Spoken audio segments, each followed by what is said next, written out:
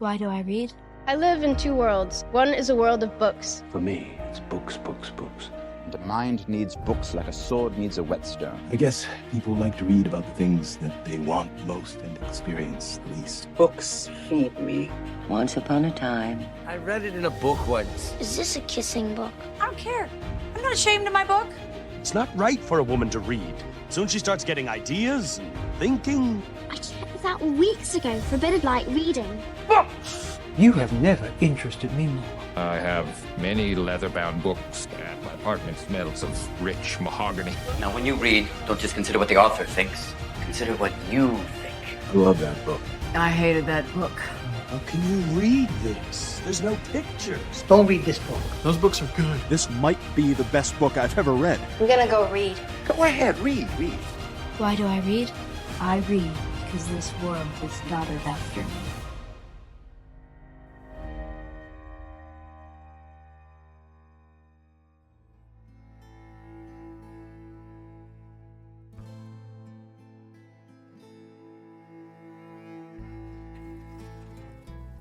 And we're Hello!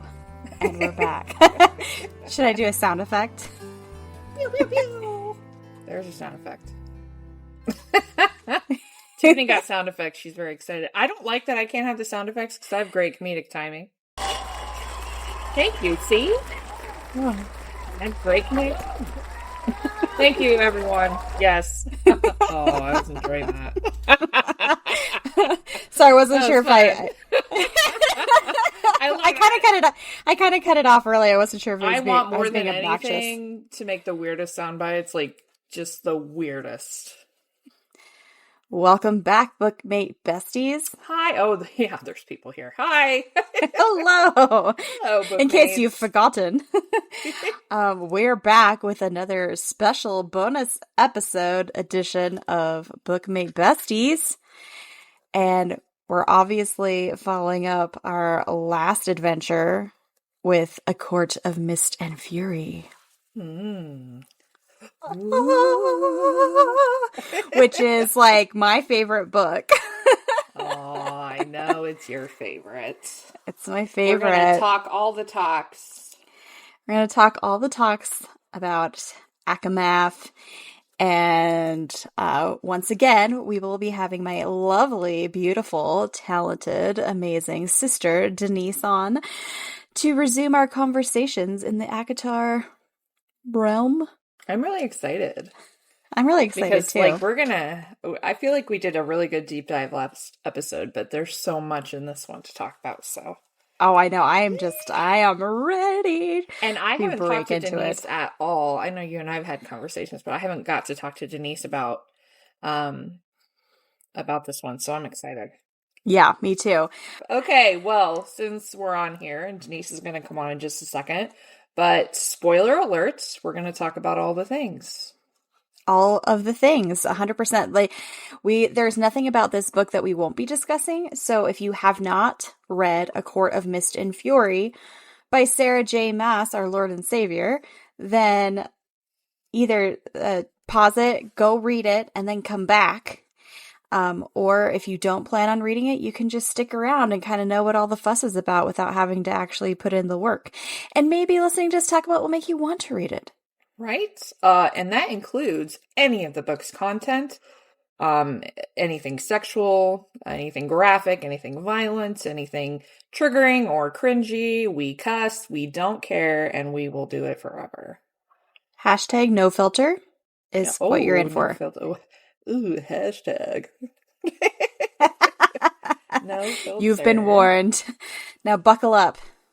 Let's crack into it. Okay, so if you are not familiar with A Court of Mist and Fury, a quick little synopsis here. So we start the book pretty much where the last book leaves off. There's been a couple months in between. So Feyre has died under the mountain. All the High Lords gave her a kernel to bring her back to life, and now she is a High Fae. So new body. She now faces the idea of being an immortal being. and what that will mean with her family. And her and Tamlin are engaged and planning their wedding. And Feyre is not doing great. She is struggling with a lot of trauma and anxiety from being under the mountain and being tortured under the mountain. And Tamlin can't really seem to give a shit about that. And he's just really pushing forward with the wedding. And meanwhile, the threat of Rhysand's bargain that she was forced to make under the mountain looms over their heads, but he has not come in to cash that in yet. But he does show up pretty much as a wedding crasher and crashes the wedding, takes Feyre off to the night court, and then it's a bit of a game changer. So even though Feyre kind of resents being there, she's learning a lot about herself, learning a lot about Rhysand and who he is and who he's not. Not quite the devious dark lord that she thought him to be. And she meets his inner circle, Cassian, Azriel, Morrigan, and Amren. Cassian and Azriel are his childhood friends. They grew up together. They're basically brothers. They're all Illyrian warriors together. Morgan is his cousin, Rhys's cousin, and they're close, and she's like his second in command. And Amren is a millennia-old being who had spent a lot of time in a prison and is now working with Rhysand and his court. In the background of all these things happening, there's also the threat of the King of Hybern starting a war. And now Feyre also is realizing that because all the High Lords gave her a kernel of themselves to bring her back to life, she now has all 7 of the High Lords' powers. Not at full strength, of course, but the combination is pretty potent. Tamlin's very anti-practice for her using them. He does not want anybody to know. And Rhysand is like, yeah, girl, you're a girl boss now. You should act like it. So that's kind of where we start and where we're kind of moving into in this Akamath journey. Welcome, Niecy. Yay! Hi, Denise. Yay! Hi, guys. I'm so happy to Welcome be back. Welcome I'm so back. happy to be back. Welcome back. Welcome back. Welcome back. We're going to talk about the things. I'm excited. I'm so excited. You guys, I came in match in silk jammies for you. Woo! Ooh. And I have my wines. I've got wine too. All right, I'm gonna crack open my bottle. I've got a Los Dos. What kind is it? It's a Garnacha. It's a Spanish red. I have an oak cask Malbec. Ooh, I had that. Actually, had that one last night. Yeah, but this one, Sissy Bug, is the oak cask. I love the oak cask one. Yeah, it tastes like But slightly this is different. a backup. I like wine that tastes like wine. Me too. Like not like sugar. What are you drinking, love? I'm drinking Pinot Noir, but I love Pinot Grigio. Pinot Noir. Let's cheers. Cheers. Yeah, and unfortunately, we don't get buttons. I think that's bullshit. We gotta figure out a way around that. Because I have the power of the host, I think. I think that's why. Oh. I want the buttons. And I want to make You can't have the buttons. You guys, it is time. Oh, I'm so of excited. And Fury. Oh my god. So I know that yours is different, Lita, because I know that Silver Flames is your favorite out of the series, but Mist and Fury is my personal favorite. I mean, I think it's like a tie. Yeah. You're a tie? I think it could be a tie. I think I might be a tie because rereading, this was my favorite one while I was reading them the first time, but then I hadn't obviously gotten to Silver Flames yet, and that one is so, so good. But rereading it, I was like, I fucking love this book.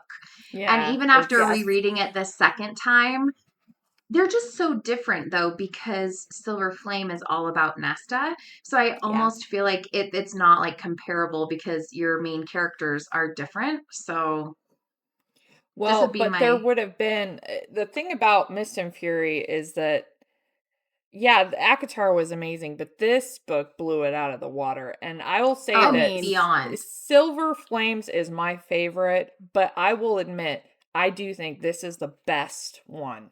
Out of all Yeah. 5, this book blew my mind. Oh, It this is blew my mind. like when I tell people that this is my favorite book, I say, and they're like, well, why do you like it? I'm like, I don't know, because it removed the soul from my body, fixed it, and then put it back. Rereading it again, it didn't even feel like I was like rereading it. I was so just as captivated the second time as I was the first time, you know? And Did I you finish just, it twice?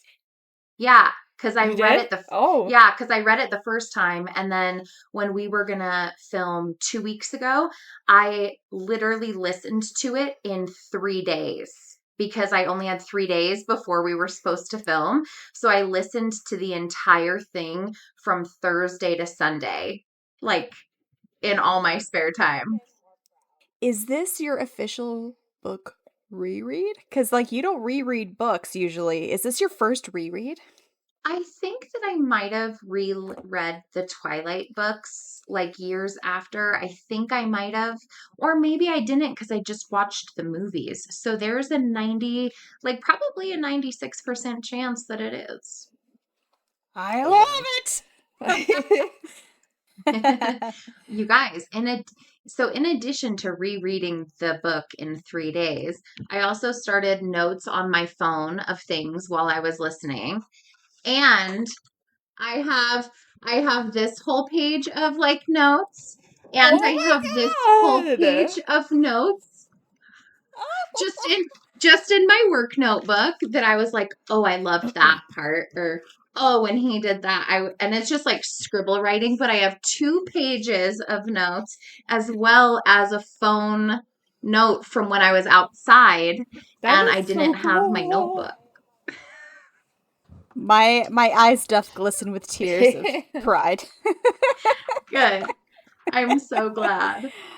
My first one that I had is I love how Rhys always called her Feyre darling at the beginning of the darling. book. Oh yeah, that feels so Feyre darling. Do you want to know a fan theory about that?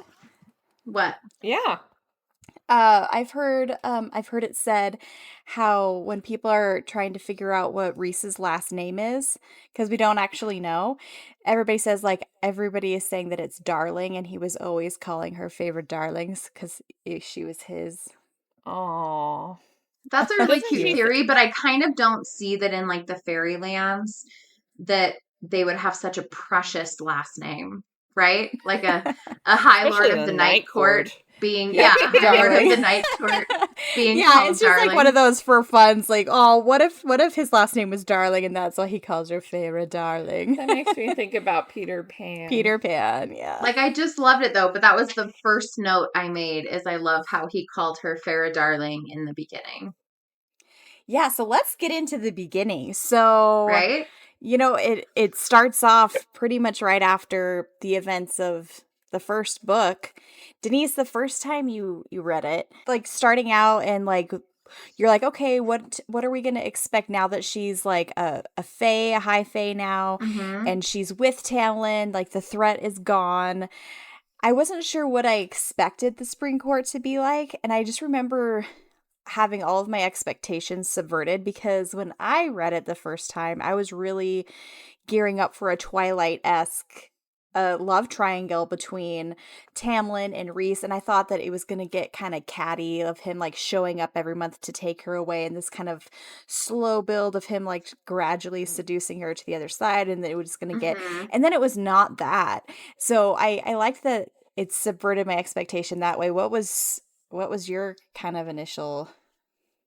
Well, it was so funny because I think you don't realize when you're reading it the first, like when you're listening the first time or reading it the first time, for me, I noticed that the second time, it's like right off the bat how frustrated she is with Tamlin. How, like, right away at the very beginning, how she's feeling so, like, Tamlin was so disrespectful and, you know, saying that And suffocating.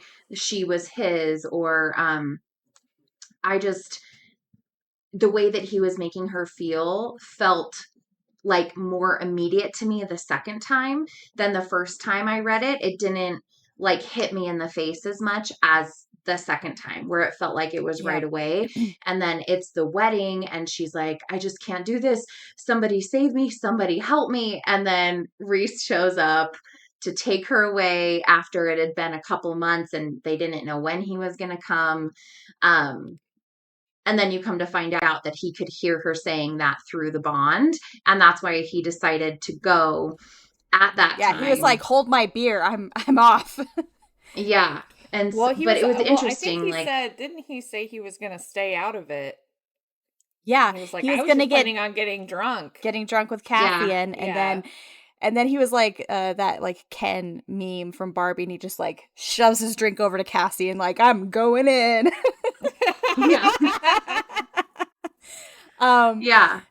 When I first read it, the first time, I remember being really frustrated with Tamlin, but then also kind of giving him the benefit of the doubt, because I'm like, okay, like he has under the mountain trauma too, and they just like need to communicate better. But it was at the tithe that I was like, oh, he was so disrespectful to her. Well, it was before that for me. Well, I mean, it was before that for me too, but that like just like nail in coffin, like I don't think that he's gonna be a redeeming character, because just the way he handled it and was like, well, that's how my father before me did it, so I'm going to continue to be a dickbag to people. Right, like he doesn't have his own. It's like he doesn't have his own thoughts at all, and then you find that Rhys is completely opposite of what you think that he is, and he went against what people thought he was supposed to be, and like the character is so much greater. But I do, before we get into that, because it's like, I'm so excited we can talk about Rhys, because last I episode know! we really couldn't talk about Rhys. Yeah, we had to like kind of like mute it down, and now we fucking say the things we want to say. Right? Also, how about in the tithe when she's in Valaris and stuff? She's like, "What about the tithe?" And they're like, "What the fuck are we even talking about? Who does a tithe?" Like, right? But before we get church. Yeah, right? I know, right? Seriously. Pass the basket around.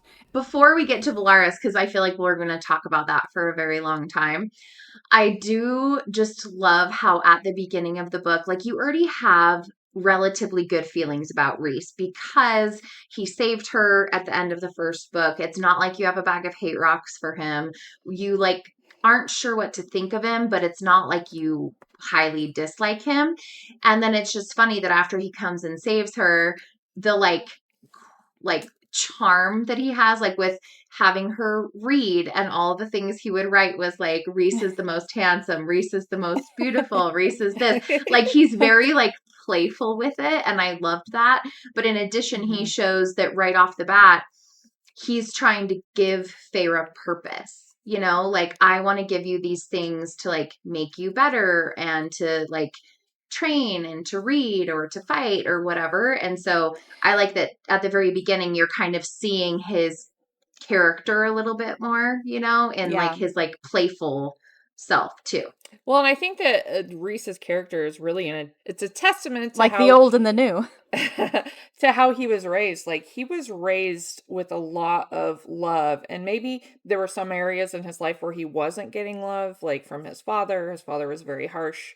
But he had his mother, his sister, he had Cassian and Azriel from a very young age. They like grew up together in like a school like setting, except for warriors. And they did their stuff together. They became like Illyrians, like the big Illyrian leaders together. So there's a lot there, but Tamlin really, from what it sounded to me, like maybe he had some other families besides his dad, but his dad was extremely severe, very controlling, very and his brothers. Yeah, and his brothers, and they were not warm and loving to him. And he has a lot of like anger issues, control issues, and now he feels like he's got to like live up to this standard, and he feels like all these people are watching him, like all of his court, and he wants to get things back in order the way they were before Amarantha and everything started. And it's like he's dealing with trauma and Feyre's dealing with her own trauma in two different ways. But what Feyre needs is not what Tamlin can give her in this moment. That really pissed me off when I read it the first time. Like, she's up there vomiting her guts up every night, and he's just like, yeah. That really made me angry, because the thing is, like, but then also at the same time, I was still kind of on the fence, because this was, I mean, such a flip for her to go from Tamlin to Rhysand after what she went through for Tamlin, to like prove her love for Tamlin and all this stuff. And so I wasn't, I agree with Tiffany. I thought that it was going to be Tamlin. Like, and also I've never read a book like this. Where there's such a big flip, and I thought that like they just were not communicating. No, not just communicating, but even like their personalities are starting to clash. Right. Well, and it's that Tamlin wanted her to be this like safe, demure. Like, this very like feminine. Do what you're told. Do what you say. Like paint, sire me children, go on a walk, do this, do that. Like don't fight, don't cook, don't this, don't that. Like he didn't want her to. He wanted her basically to play be a herself. part. Like he wanted her to play the role of like that typical woman that would just do whatever they're told, and she proved that she's not like that when she went back out after he with the people from the water. Why can't I think of it? The like river wraiths. Yeah, and she went back out there and gave them all of her jewelry. Like she proved that like I'm not going to listen to you, and we don't need this, and you're just doing it out of because that's what it's always been done, but it's hurting these people, and I'm not okay with it. Well, and especially because she relates that. She's like, I know what it's like to be poor and starving and hungry. And she's like, and we don't fucking need their 3 fishes and a loaf of bread. No. Like, well, who are we giving that to? Like, but you're going to make this big of a deal about it? Like, oh, I have to be. And, well, I think also Tamlin's thinking about rebuilding. He's like, we have to rebuild the economy of our court, because it's been completely decimated for the past 50 years. So, but he just and loses... whose fault is that, Tamlin? And I don't want to say he loses his humanity, but because he's Fae, but it's more he has no compassion. Or empathy. Yeah. And not even for Feyre. She's up there puking her guts up every night. Right. And that he's never like, hey, how are you doing? Because you like basically died and came back to life, and now you literally exist as a new immortal being. Like, how are you coping with that? Instead, he just is like, I'm going to keep my own room, and I'm just going to come here whenever I feel like fucking you, and then let you puke your guts out by yourself. Like, fuck off. So bad. It's very like... abusive relationship tracking wise, like you get super overly affectionate, you say I love bombing. You really quickly, the love bombing, and then you move in together right away, and it's not going well, and you're like, why? I want this to work so bad, but then it starts to become like abusive in a way. One thing that kind of bothered me, and I was like, why? And I kind of was thinking he had an ulterior motive, even though we find out he really didn't. The way that he was trying to force the wedding issue, like it's been 3 months and you guys just went through a traumatic ordeal and you're immortal. Like, why are we like rushing this wedding? Like, he's like, pretty soon you'll be my wife and then everything will be fine. It's like, why? Why are we forcing that issue? Maybe he thought that if they got married, the bond would kick in, Or that, like, he feels like there's an expectation on him. Not necessarily like, this is what we should do for us because this is what we want to do. But, like, this is what's expected of us. And we're in love. We might as well quit fucking around with it and just go ahead and get married. But it's very pushy. And then also, like, not even giving her the tiniest bit of control over her life. not even letting her pick her own clothing. You know, for the wedding, all she said was no red at my wedding. And it doesn't really matter if you think there should be red. Like, she just didn't want fucking red. That's the only thing she wanted. She had no control over anything, even her own dress. And you can't even just let her have the fact that you don't have fucking red at the wedding. Like, fuck all of you. Like, I hated all of them. I was like, Seriously. fuck. Well, and especially Ianthe. That shit was so fucking weird to me. I had thought that he was trying to push the wedding along because, like, whenever she ends up in the night court and they had to go about it the way that they did, because, like, oh, like, if we came in there and stole you away, then he would be able to declare war.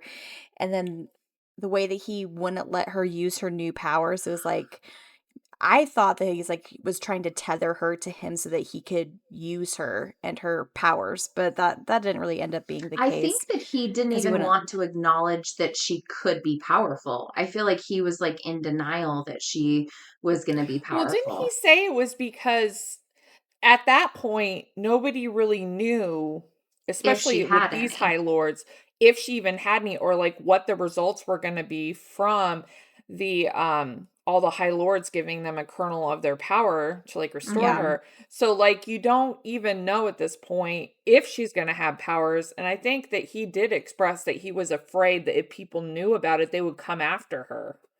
Because a lot of like, he's like, I want to protect you for your safety. I'm going to trap you in the house. Get the fuck out of here. Do you know I the second that happened, I was like, Vampire Diaries, like Bonnie cast a spell over the, you know, like the Vampire Diaries when they're always locking someone in somewhere with a spell. That's what it made me think of. Denise, you gotta get on Vampire Diaries, okay? What did you just say? She's never watched Vampire She's Diaries? never watched it. Okay, you know why I'm shocked? Because I know 100% with no doubt that you would fucking love that show. Fucking love it. I've been telling her that it's for so years. I know. Good. I know. Rita, do you want to know? Oh my god. Rita, Denise literally met and helped Candace Accola at Nordstrom, and she had no idea. You told me that. Do you know that I think about that all the time?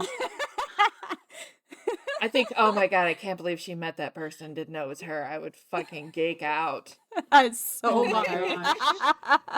I will try. Did we scare you? We're sorry. No, we're not trying to. I mean, if you want to, like, whatever. Yeah. Do you guys think that Rhysand is the best book boyfriend ever made? Because I fuck do. yeah, yes, 100,000,000,000%. I get really, I mean, I know because I made a reel about it, and the comment section is hilarious. Xaden versus Rhys, and like whenever someone says that Xaden is better than Rhysand, I'm like, did we read the same book? Like, are you high? And it's funny because Lita, you texted me that today that Jared said that Xaden was better than Rhys. I was like, Jared's not a big Rhysand fan. That's right. That blows my balls. He's a man. He was like, well, yeah, I like Rhys, but no, I feel like you guys have been watching the videos and memes, right? About ACOTAR, obviously. But I feel like most men, when they're in those videos reading The Court of Mist and Fury, that they're like, I like this Rhys guy. Yeah, that was not Jared. Jared was like, yeah, Rhys is okay. He's obviously better than Tamlin, but... Well, here's the thing. Lots of things I like about Rhys, but one of the things I loved, and it was one of the notes I guess I wrote down, was Rhys saying that she didn't belong to anyone, because she's like, do you want me to belong to you? And he's like, you belong to no one. And then I didn't write this down, but I loved how he kept giving her the option. Like, he gave her the option of, if you want to work with us. Like, he made it her choice. He was giving her Always independence. Her choice. Oh, you mean treating her like a person? Yeah, exactly. Right. And not an object with a vagina. Yeah. But also, like, being upfront and candid. Yeah. And I feel like all of that, like all of those things that Rhys was doing in like giving her own sense of worth, her own sense of independence, her own sense of like having an opinion, it made it easier for her before she could start even having feelings towards him. She was already processing that so one of the things I wrote down is she was like, they want to love, but they just don't know how. Right? That's Like they right. want to love and they Yeah. just don't know how. But she was, I think, before she even started like liking or getting more whatever with Rhys, she was already having the realization that the way in which Tamlin loved her wasn't like the healthy kind of love, but like a toxic, controlling kind of love, because of the way that he was treating her before it was ever like, oh, I kind of like, but you know what I mean? Like, I think. No, 100. And Rhys even says that to her when they're in the summer court and like Feyre is kind of jealous in that situation. I don't remember the exact quote, but Rhys makes a comment of that. And she was like, Tamlin does actually love me in his way. And he's like, some love is toxic. Yeah. And then just like mic drops and walks out of the room. And I was like, yep. And to just, know, and what's so sad about that to me, and just like broke my heart, is the fact that Feyre was grateful to Rhys. Like, no one in her life ever treated her like a real person that mattered. And that her not her choices sisters, not her family. They just had all these expectations on her to just take care of and do everything, and not even give a shit about how she was ever feeling or about how she was handling it all or struggling with things.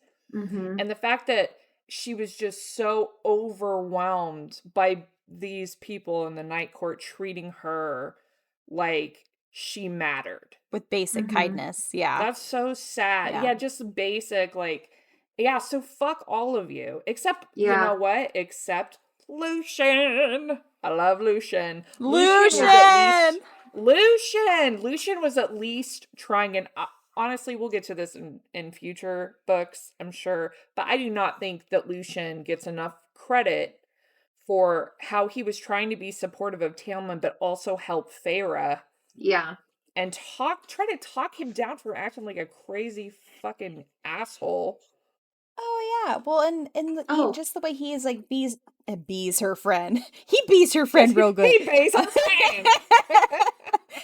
Even like under the mountain, like he would go and sneak around and like check in with her, see if she's okay. And like Tamlin just couldn't be bothered to fucking do anything.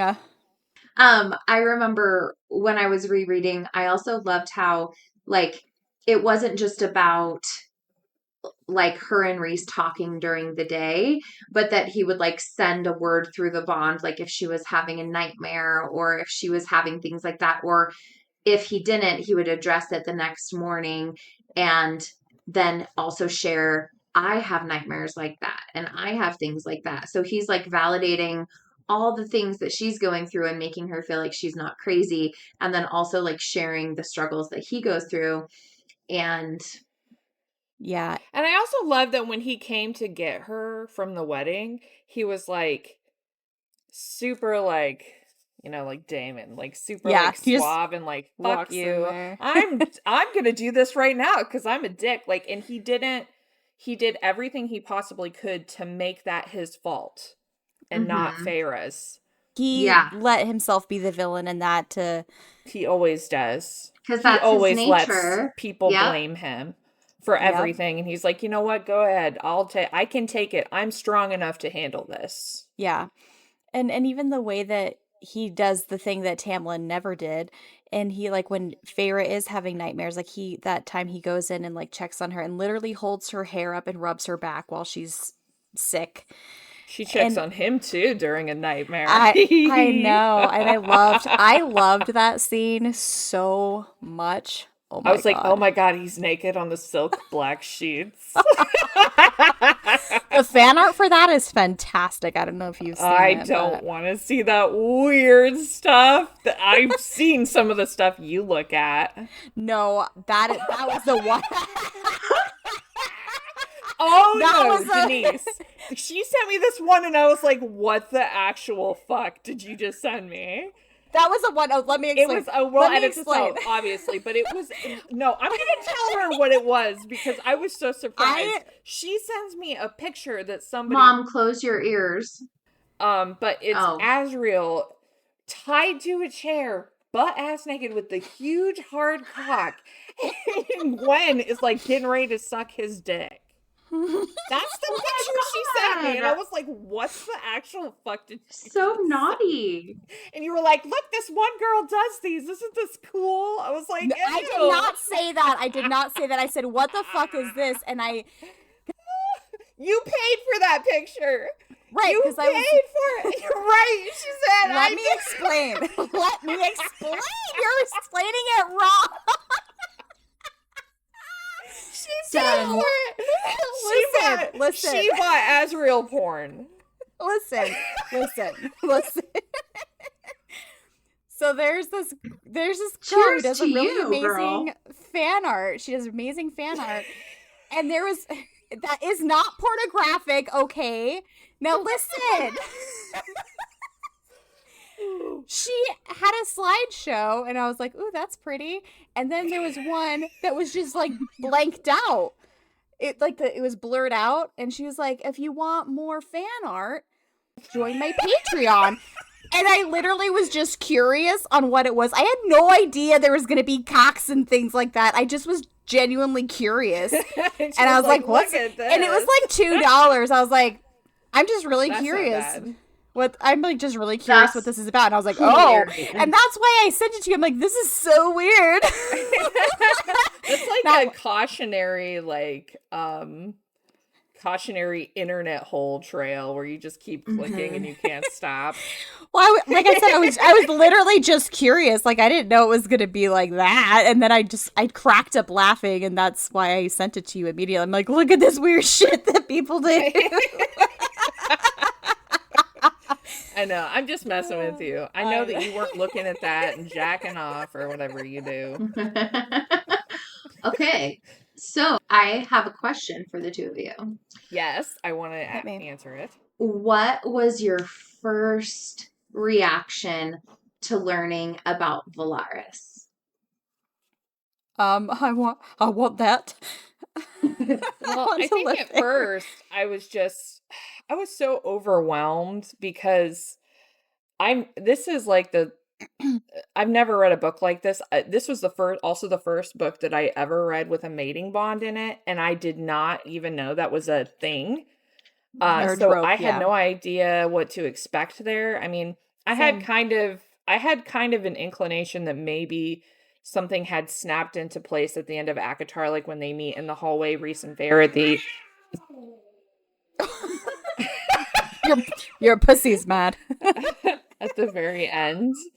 I was like, okay, well, maybe that was like a mating bond because they had talked about it, but I didn't even know that kind of stuff happened. But when she got to Velaris, I didn't feel any way until they had Starfall.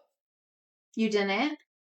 Not really. I was just like, oh, a city. Did it not make you think? Well, Tiffany, you answer and then I'll go. Okay.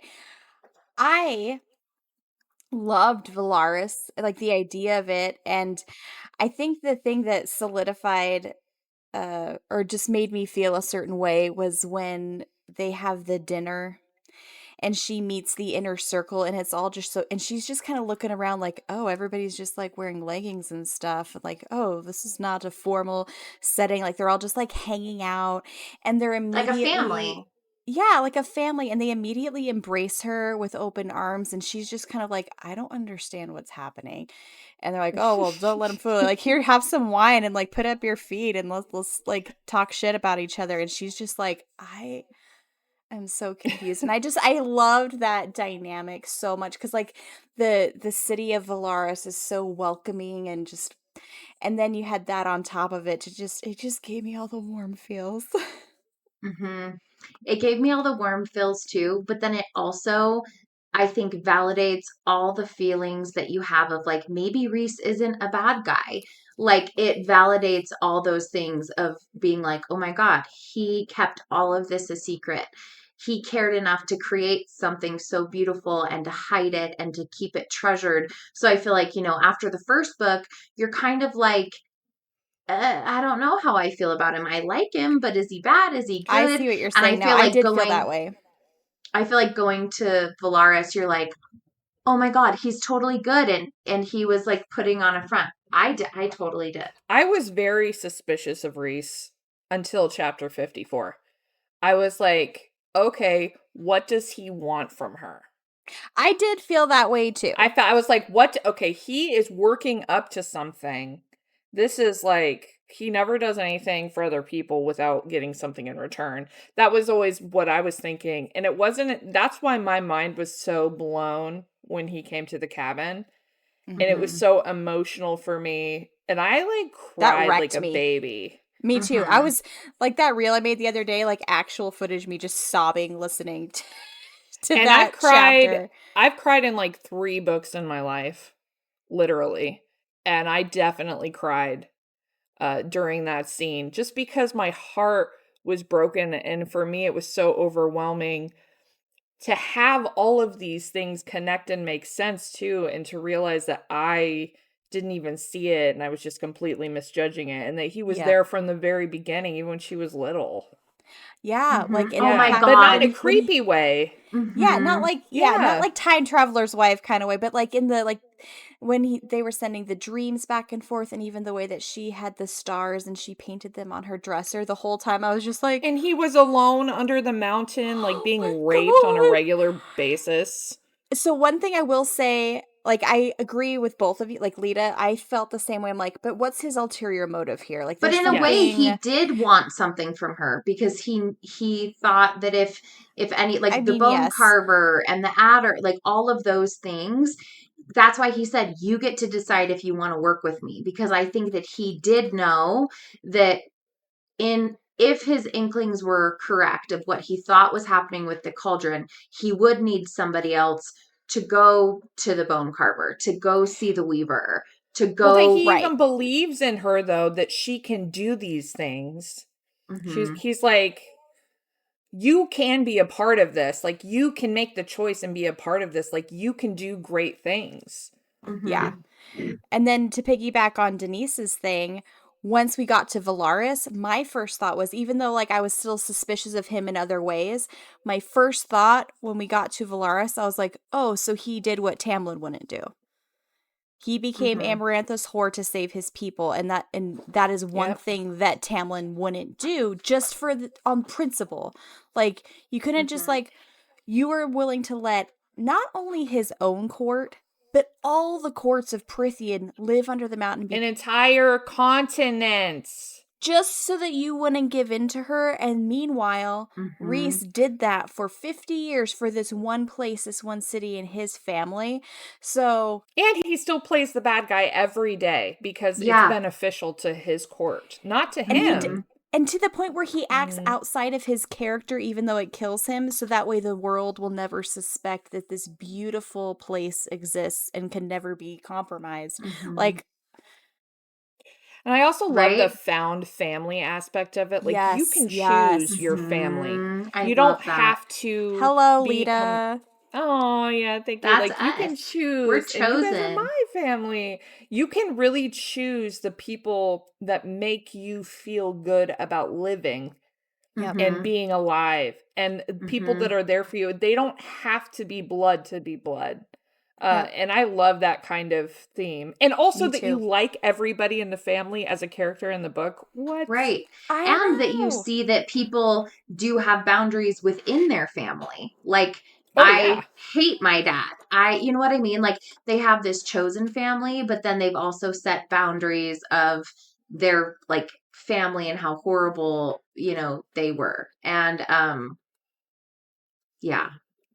And it also shows, too, how great communication can really change your relationship, because that was a big part of Feyre and Tamlin's problem, is that they couldn't talk about what was going on inside of them, either one of them, to each other.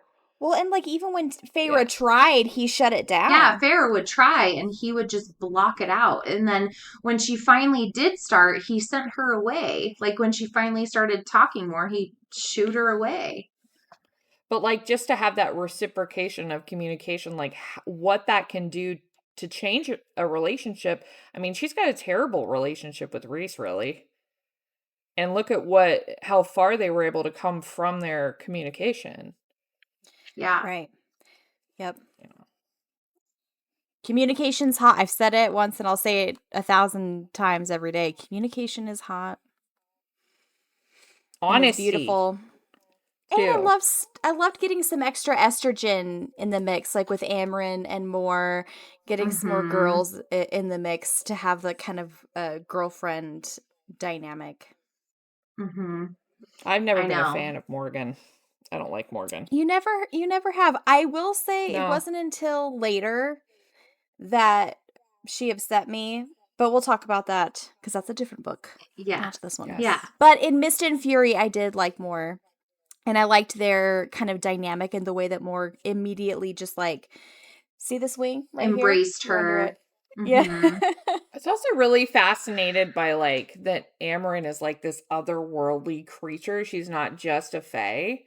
Like she's in a Fae body, but she's not Fae. Like, and there was all this like mystery there that they kind of talk about in Wings and Ruin. But in this book, it was just really like mysterious. You're like, ooh, you drink blood. Ooh, yeah, and I like the way that she was just called Feyre a girl. Like, drink up, girl. This is gonna get crazy. I know, like she talks like a god almost, or like a like a entity. Yeah, but then she's like, we're the same because we've both been made into this body that we're in now, but that's not actually who we are or how we were created.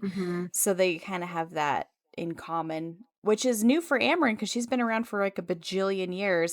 Well, that's what I mean. Like she talks to her because like that because she's so old. She's like millennia old, which is crazy.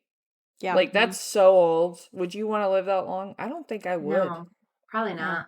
I mean, but not only that, but that Amren also can't really feel emotion the way that just because she's in the Fae's body doesn't mean that she still is like another creature in the body. Yeah. Yeah. Yep.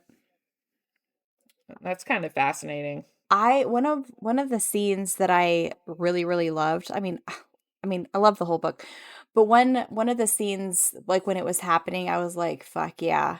When Lucian and some other people track Feyre down and find her in the forest. Oh my god! And he's like, "Come on, let's go," and she's like, "No, I'm." Oh yeah, that's a great. Literally, part. This one. And she's like, if you look into darkness long enough, you become the darkness. Something like that. What was your quote, Nisi? You had a quote, or what? I just wrote. No. I didn't write a quote. I just said one of my things that I was like, was when Lucian was finding her and how she was like, she reiterated, I told you that I was fine. That's why I sent the things. Like, I don't want to leave. And then the fact that was like her moment of like truly choosing sides, like verbally to somebody, because obviously she knew she chose the side when she agreed to work with him, knowing that she had to keep everything a secret. Because at first she's like, well, I don't want to have to keep secrets from people, so she already kind of had done that. But it was like the first time of her verbally picking picking sides. Yeah. Can I just say that like so much of this could have been solved by her writing a better letter? That's what I was about to say. That let me say this one thing first, and then we'll get to that. I loved that in that same scene, she also learned how to winnow when he like tries to take her by force, and she's like, "Just kidding, no." Oh, and she like climbs on his back like a creature. She's like, "I'm darkness." I'm like, ooh. But yes, Lita, I thought that same thing. I'm like, okay, it's very valid and fair, and I did like kind of defend Tamlin a little bit on this fact that like she doesn't know how to read or write, and she writes that note like that's clear. That could clearly be interpreted as like a ransom type, like, oh, don't look for me, I'm fine. Like, what's he gonna do to be like okay? Oh yeah, right. After all that you guys just went through to be together, he's gonna be like.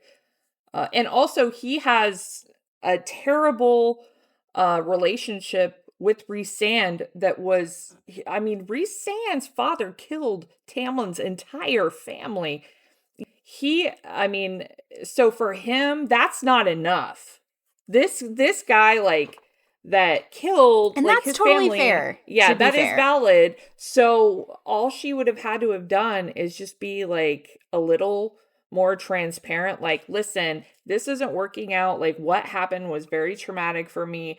I'm not okay with the way that things are going. Like, I don't want to be with you anymore. Like, this relationship. She could have said anything like that. And included things that only the two of them would know. Like, I'll always be grateful for this and the way you showed me this, and this. But, like, I'm a different person now, and I feel like you don't see me anymore, and I'm suffocating, and I tried telling you that, and you didn't listen. Yeah. So just, like, an ounce of effort instead of, like, a Dear John text. Like, Yes. And then also, like, I loved the healing from the trauma and, like, realizing and recognizing that love that you had with that person, just because you had love with that person doesn't mean that love has to last forever either. Or that it was healthy love. Oh, yeah. And I have a quote for that. This is a quote that Feyre says to Rhysand. I'm thinking that I was a lonely, hopeless person, and I might have fallen in love with the first thing that showed me a hint of kindness and safety. And I'm thinking maybe he knew that, maybe not actively, but maybe he wanted to be that person for someone. And maybe that worked for who I was before. Maybe it doesn't work for who I am now. Mm-hmm. Yep. So, like, you can, like, acknowledge, like in that moment, that relationship meant something, but right now, like, that doesn't mean that I have to be in that same place forever, or even that it's healthy for me to be. Yeah. And I also like really was refreshed by, because like you said, Lita, I'd never read books where the obvious love interest doesn't stay the love interest.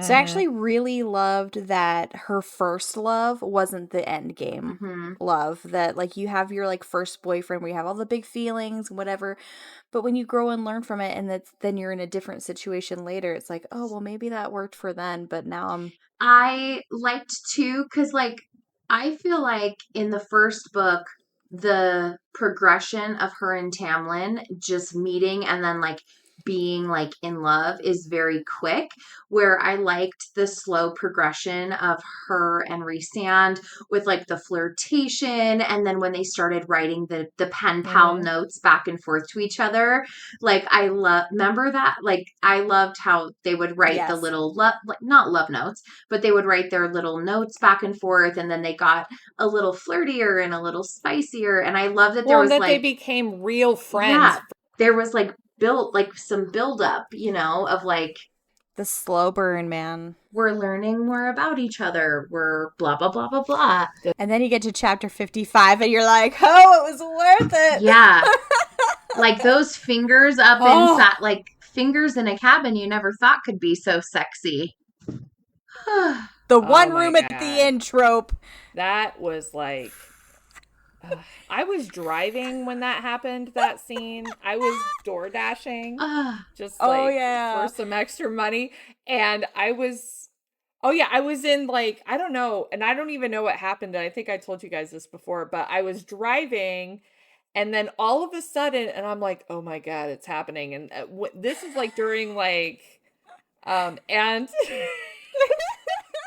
and this guy pulls up next to me, just honking his horn, like, so loud. And I'm like, and I, like, looked over and he was like, oh, learn to drive, you fucking bitch.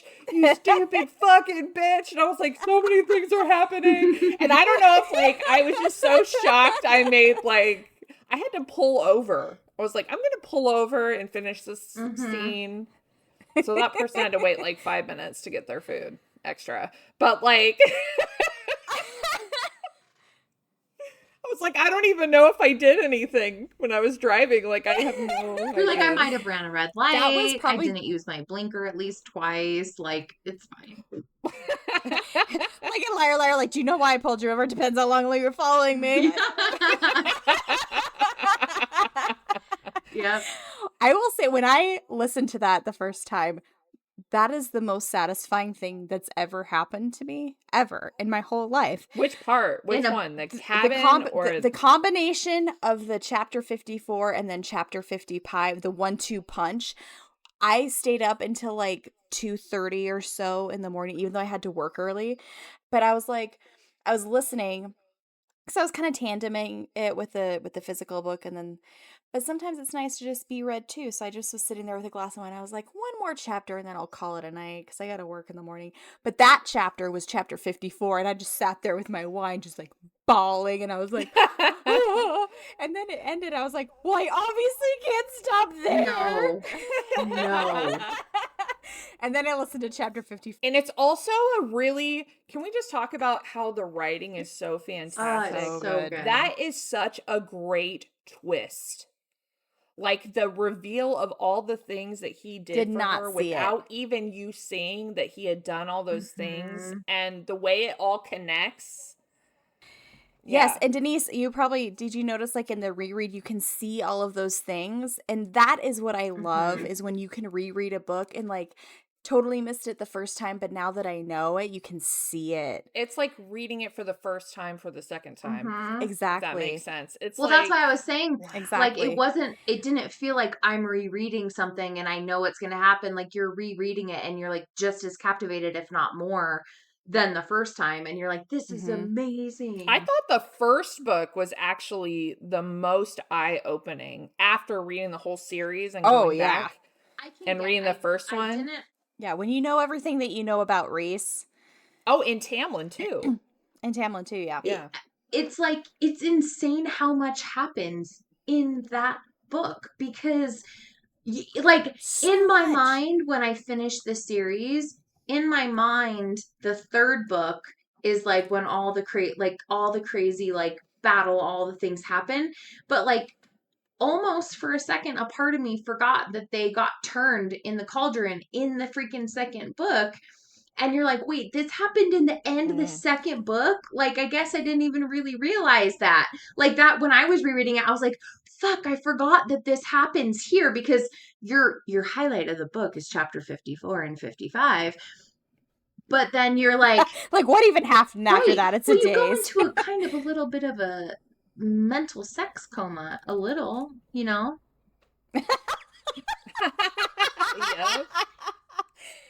Oh, Deynece, we have to hashtag mental sex coma. Because you just want to reread that part and your like mind is stuck there because it's so good. And then all you can think about is the table. The two of you know, Jared read this book. He read all 5 of these books. And his reaction to Mist and Fury is the best one. He called me and he was like, babe, I don't know about this book, babe. I don't know about this book. And I was like, what? And he was like, I don't know about this narrator. I don't know about her. And he was like all freaked out. And I was like, why? And she was like, nothing. It's just like, and he was really quiet for a minute. I'm like, what's going on? And he was like, well, she like gets me going. And I was like, what? And he was like, yeah, like I have like a hard on and I can't like do my job. Like this is like not good. And he was like panicking. And he was like, I was so freaked out. He was like, I was driving this, because he drives a semi. He was like, I was driving the semi and I was like, and I had this huge boner. And I'm thinking to myself, oh my God, I have to drive perfectly, because if my drive cam goes off because I like turn too much or like brake too quickly because I'm all freaked out, then everybody in the office is going to see the video and hear that I'm listening to fairy sex. And it's like, and they're all going to know that I was listening to like fairy sex, and I'm going to have to like explain that I'm listening to A Court of Mist and Fury to all these fucking truck drivers. That's the best thing I've ever heard. I think we need a cheers to Jared. Cheers to Jared. Cheers to Jared. He was like, I don't think I can, I don't know. And like, I couldn't tell. I was like, well, it's okay. It's all right. Like, I've never talked to a grown man through a boner on the phone. Well, maybe I have, but not like... Oh, that's good good stuff. Oh my god. It was so satisfying and hilarious. I Oh. just died laughing. I could not Okay. stop laughing. And he was like, "It's not funny. This is serious." That is I love it. hilarious. That is one of my favorite stories. Okay, while we're on that and the cauldron thing, I can count, I think, on one hand how many times a movie or a book left me totally jaw on the floor, did not even see it coming at all, like not even a little bit. When Tamlin and Lucian walk out and they're like buddy with Hybern, I was like, I was like, ooh. And I literally shut the book and I got up and I paced my whole house for like 2 minutes. I was just like, yeah, it's very stressful. The end is so stressful. And then you think the mating bond's broken for a brief amount of time. Right. And you're just like, what? No. But then you realize that it's just you realize that it's just the bond from the tattoo from the bargain. It was just the bargain bond. Yes. Not a mating bond, but you would get freaked the hell out. And how about Feyre being fucking badass and like pretends to be like, oh no, what's happened? Take me home. And she breaks the wards. She breaks the wards with her powers so that they can all escape and all that shit. So badass. She's so badass. And I love that she faked it. And then she's like, I'm gonna burn this shit. I'm gonna burn this shit to the fucking ground. Like, that was the most satisfying book ending, even though like it's sad and like I was the saddest for Lucian at the end. Yeah, that was a rough almost one. a little bit, and also that was a really bad decision on his part, and I think he was just so shocked by it. He was like, "Oh, you're not mate," but also like bad timing, bro. Right, but also how crazy. Read the room, Lucian. So were you? How crazy though? Because how she found out that they were mated was like after she saves his life, she gets the arrows out, she pulls him to the thing. But the fact that she found out from the serial that was his, like, that they were mates, that's crazy. But it's also... He spilled the tea. Also after something so crazy that she, like, saved his life. She got the arrows out. She got him to safety. Like... Well, now also when the serial said stay close to the High Lord in the first book, that she was actually talking about Rhys and not Tamlin. Right? You're right, yeah. And she was like, and then he's like, oh yeah, your mate will be fine. And she's like, okay, I'm sorry, come again, what? Right. Oh, and I had wrote down. And he's like, oh, you didn't know. I had wrote down when she said his first words to her is, I've been looking for you. Like when she realizes that his first words were, I've been looking for you, because he could feel it. And she's like, I thought that he meant that because it was bad, because I did something or whatever. But like, no, like his heart that whole time was, I've been looking for you, the girl that paints the flowers, and he saw it and he just knew it. I know, so and you think that he's just being like, oh, like I'm playing along, like, oh, hey, I've been looking for you, like, but fuck off, you guys. But no, like the meaning behind it, and this is another reason why when you read the first book all over again, knowing what you know about Tamlin. Oh, and he went back and killed those fairies that were fucking with her too. Yeah. He killed those fairies before he went back. Oh, that's so hot. Ugh. I'm like, he is so sexy. Like, and I love, oh man, that is the best sex scene with the paint. Just the visual of the paint all over them, and yeah.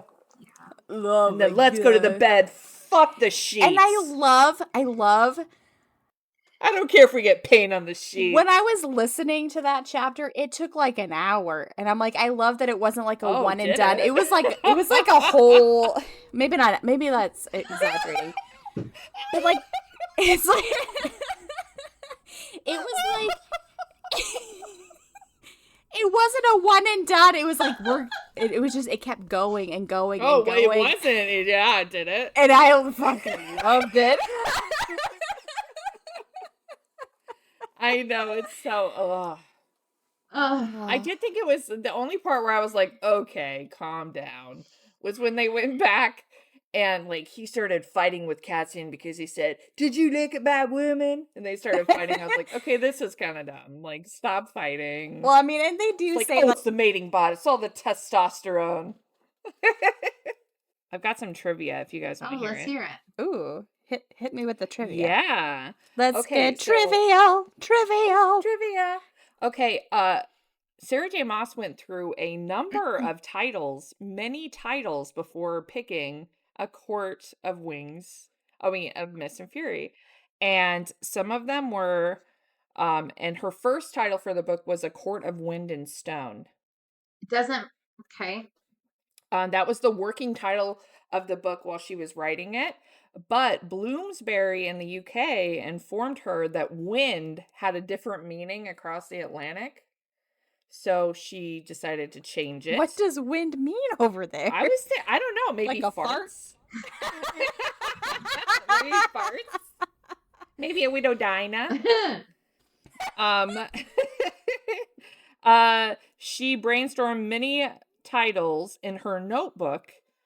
Among them included A Court of Stars and Smoke, A Court of Wings and Stars, A Court of Venom and Silver, A Court of Stars and Frost, and later finally picked A Court of Mist and Fury. I think she picked the perfect one, but then it's interesting that some of those other options morphed into like partial names of the other titles. Ones. Yeah.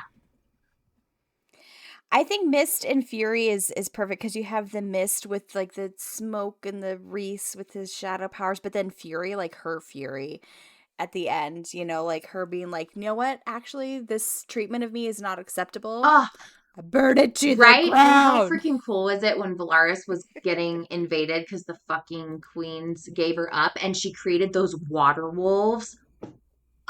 One of my favorite scenes, like so that cool. scene. That whole sequence was so.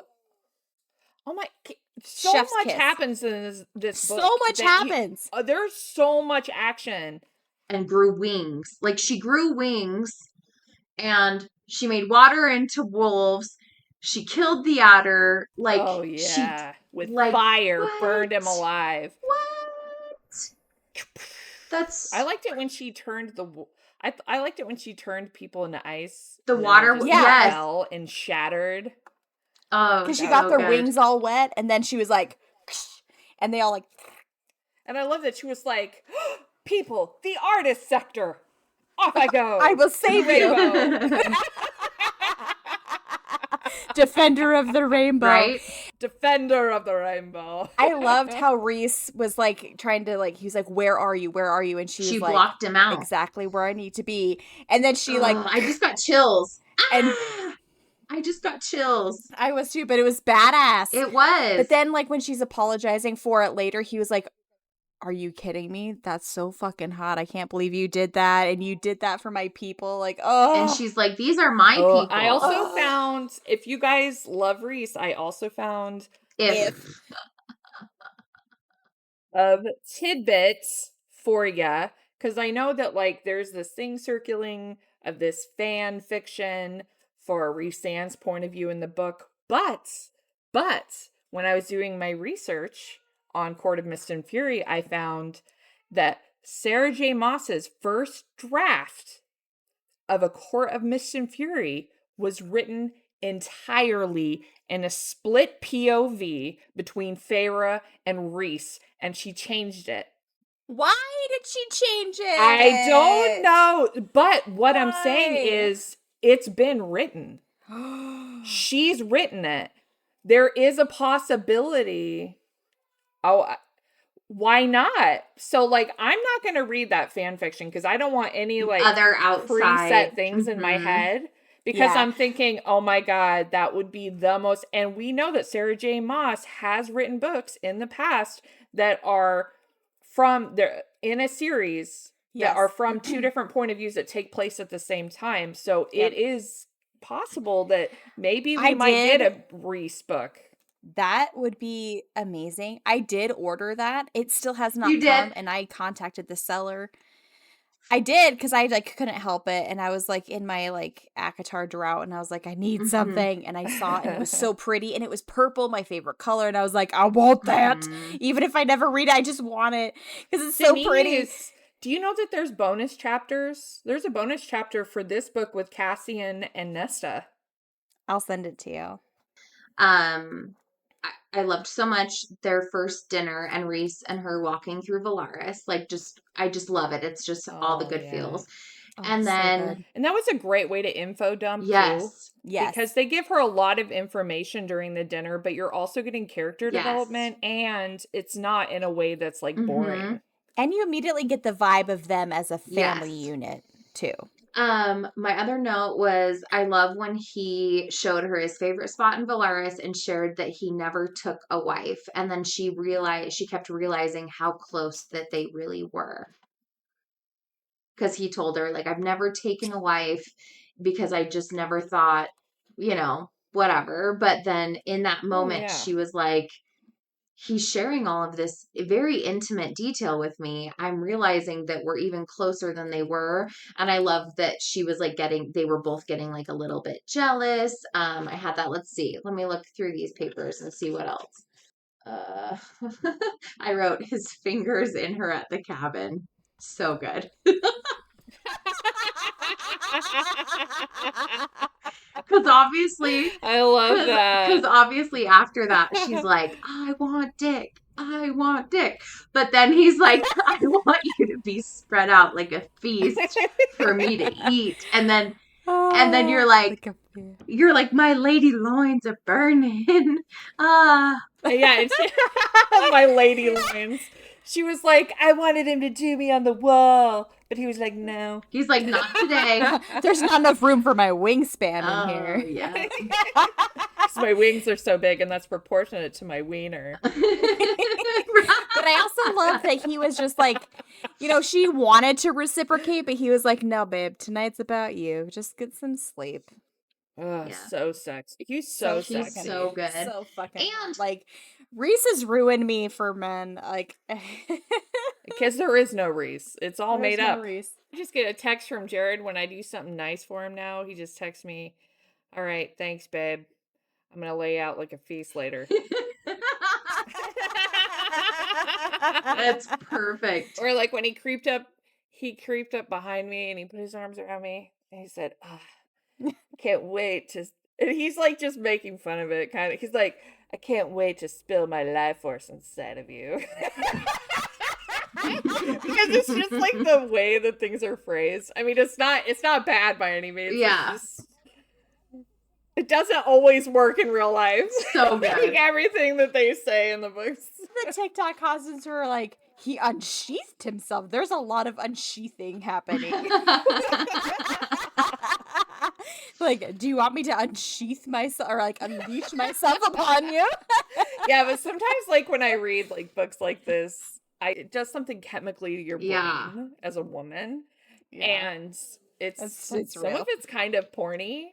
And there's a lot. Did you know there's a big controversy, especially with this book and the rest?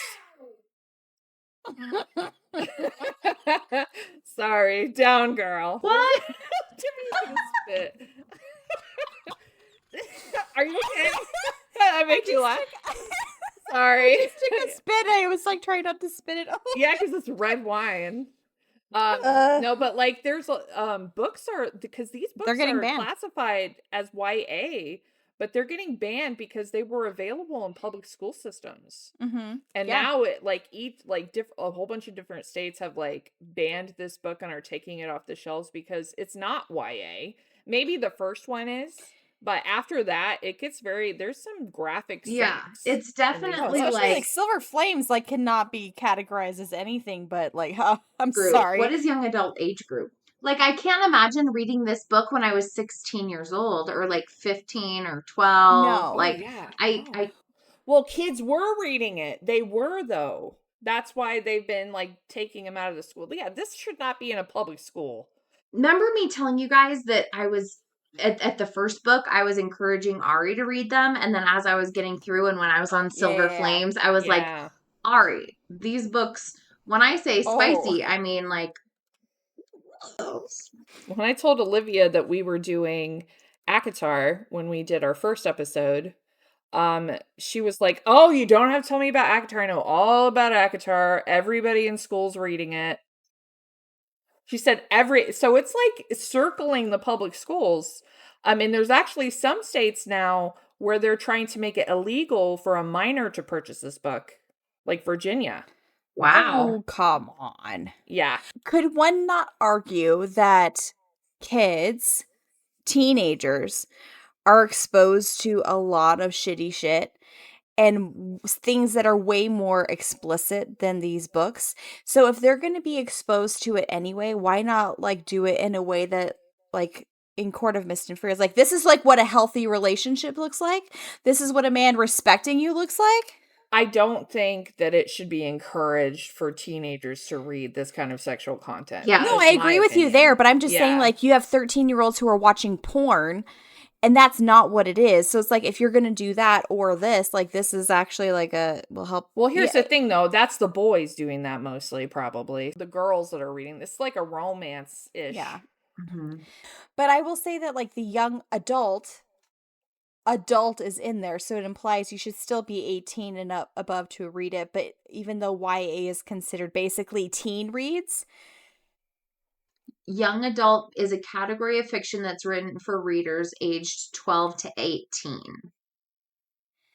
That is ridiculous because a 12-year-old would not read the same thing as an 18-year-old. Well, then, and also I would say that this is not a young adult book. No, this it's not. An adult book, adult fantasy. I agree with that. I agree, but also the term came into play in the 1960s. So the way that people were writing were also very different. So it's almost like they need to like reclassify what these things mean, because when it was classified as that, the definition of young adult has since expanded to include readers as young as 10 and as old as 25. So it looks like now 10? What? That's what this thing says. What 10-year-old should be reading a book that an 18-year-old is going to read? Right, it shouldn't. I'm just telling you what I'm seeing on the interwebs. No, yeah. I'm going to write a very strongly worded letter. The White Star Line will hear about this.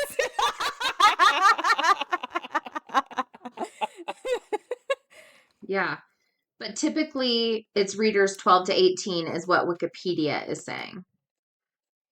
I would say that this is an adult. But then fantasy this other thing novel. says, generally speaking, young adult books focus more on people in their late teens and early 20s, like senior high school to college aged. Oh, okay. Well, then in that classification, but it's not even classified. It's just generally speaking when somebody hears it. How does that factor in? Because Rhysand is at least 500. Well, and I guess that's the reason why Rhysand is amazing. Because you guys, Feyre is 19 when she gets fingered in a cabin. No, well, she's 20 by that point because she has her birthday on Starfall. Technically, she's Robbing the cradle. And here's where I say. What? Oh, what do you say? This is why I say Xaden can call me in 500 years, because I think that's the appeal of Rhysand, is because he's like more emotionally mature. And also, yeah, he's friggin' in comparison old. to other books, like for example, like in the comparison between Feyre and Violet from Fourth Wing, Feyre is 19 going on 20, and so is Violet, but their maturity level, you forget that Feyre is as young as she is because she's fucking badass and she's not annoying. And Violet is just like the most. Also, I think that Feyre was super rude when they went back to the human lands and she was like, I just don't like the taste of this food. Like, oh my God, eat it. Do you have no manners? Just shut up and eat your food. Like, I was like, that is so rude to act like that. Oh my God. I think though for her, she was like, whoa, I get it. She was surprised. Because she was so surprised. Mm-hmm. Yeah. Oh, yeah, I guess maybe. For me, I was like, you bitch. But they're talking about now, like, oh, yeah. They were right. And she's like, and then Ness is like, what? Our food's not good enough for you, bitch. I'm always on Nessa's side because she's like me. You always say that, but you're not as mean as Nesta. I am, of course not. But maybe I have a sense of humor. But also, I feel like you're nicer now than when you were a teenager. Oh, I was mean. You were mean as a teen. That's true. You were a mean. Teenager. You could cut me pretty hard as a teen. But now you're the sweetest as can be. But I remember sometimes being like, oh. Well, I think too that I was like always in fight mode until I was like, yeah, in my mid 20s. I was like in a constant state of survival because the life that Yeah. you and the people in your life I had a rough time. created. You had to be on the defense almost all the time, you know? Yeah, and it also shows you like what chosen family and healing can do for you. Yeah. And how it can, and not only that, We're not only basically heal- Nesta, Gwen, and Emery right here. Yeah. And like, not only that, like even people that I had issues with at that time, how they've healed and how I have a relationship with those people that I had a hard time with at that time.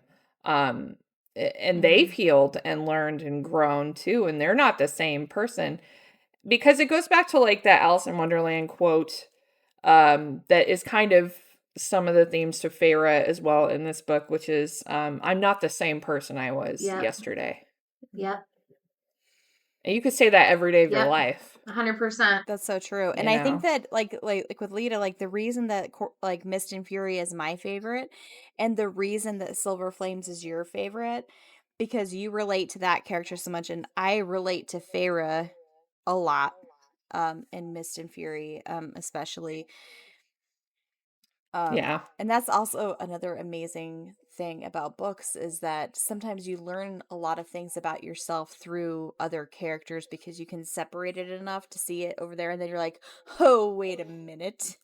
It's hard to do this to yourself, but here we are. Mm-hmm. Okay, I've got a list of books, just like in the first book, how I had that little bit of that tidbit about how she based it off of like Tamlin, and those other folk tales. There were some there were some things that she drew from for A Court of Mist and Fury, just a couple. The Tale of Hades and Persephone, she kind of implicated some of that into her writing, you know, with Rhys probably being Hades, and she's like the beautiful, like in the weird wedding dress Persephone. Weird and Okay, Hansel and Gretel. Okay. And I think a lot of that came into the Weaver, which we haven't even talked about. The Weaver, yep. And the Book of Exodus. The Book of Exodus loosely inspired parts of Miriam and Dracon's backstory. Miriam. How so? I don't know. That's what it says. I guess I haven't read the Bible in a minute. Exodus is the Moses story. I don't remember Exodus. What happens in Exodus? The only thing that the plagues, okay. The only thing that came to my mind was the Bible song, like Exodus, Deuteronomy, like all the Numbers, Leviticus, Deuteronomy. Yeah. I know. I got you. Right? Wow, we're really sad. Wow. We're sad people. Church trauma is real. You guys, did they ever have you, were you ever like in the youth group, and did you ever do when they would read out a Bible verse and whoever flipped to it the fast enough and got up to the microphone, and it was like a competition? They had like serious competitions with like schools. I don't remember that so much. Oh my gosh, that was in Christian school maybe. But we didn't do they'd that. be like, okay, Leviticus 4:3, and everybody would like through their Bible, and then they'd be like, I found it first, and then whoever found it got a point. And they had like national competitions of this, dude. This is a real fucking thing. Oh no. And I was always so pissed. That's I was sad. always so pissed because I never got it first. I'm like, God damn it, I can't do this.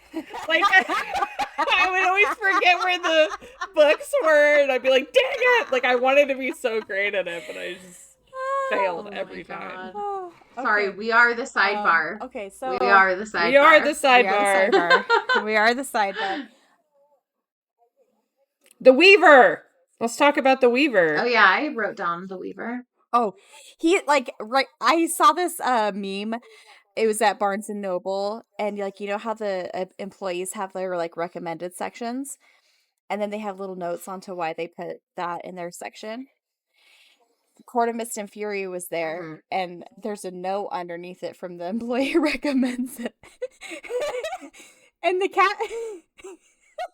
caption just says, "He's a 10, but we'll make you get your own ring." That's funny. I love that.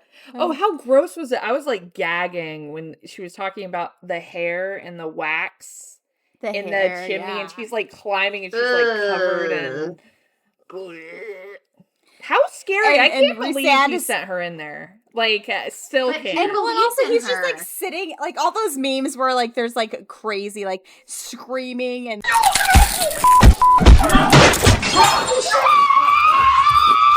Rhysand is just out there looking at his nails like in a tree. But he always believed in her. Like, he always believed in her, though. Like, that's one thing. He always believed in her. That's the other thing. Like, yes. how scary is that character, though? Terrifying. So creepy.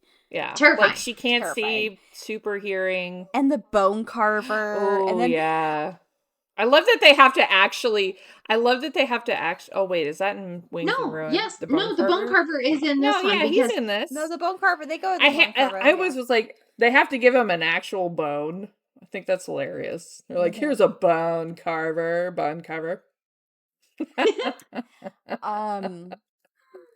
Okay. Another thing that was surprising to me at the end of this book was because again, not used to emotional damage coming from a book.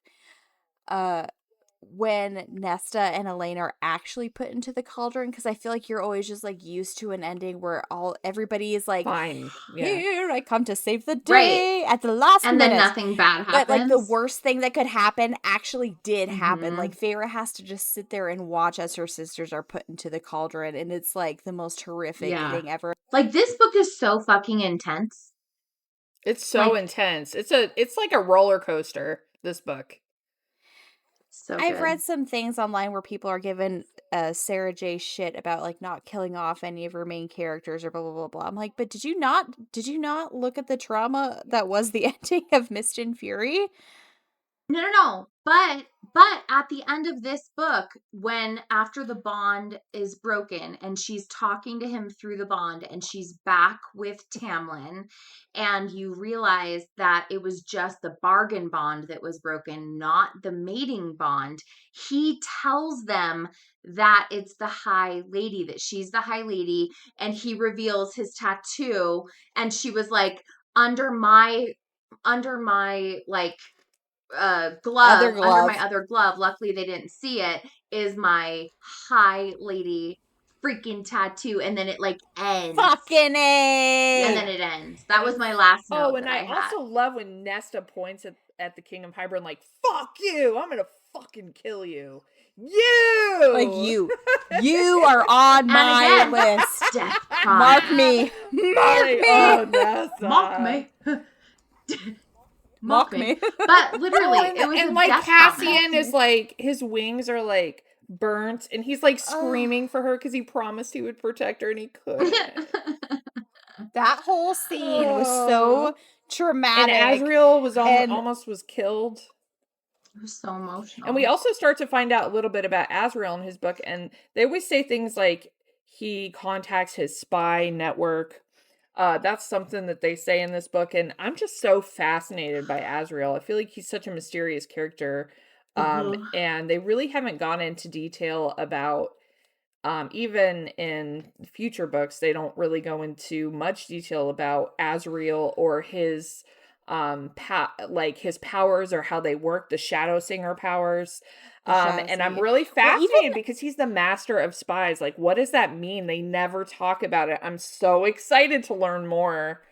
Me too, because even Rhys in Mist and Fury, when Feyre is kind of asking some questions about Asriel, even Rhys is like, I don't know, lots of things are vague that he hasn't even talked to me about. He's very quiet. And after this closed off. This whole but we do know enough about him, about his brothers, right? Like, we know about his brothers and his dad. Oh yeah, what? Right? Abusive. We know about his brothers, and like we get that trauma, because I remember re-listening to that and I was like, God, it's so horrible. Like, all the things they put him through, and like what he went through. So you do get a part of him and understanding about him through when they explain his childhood and his dad and all of that.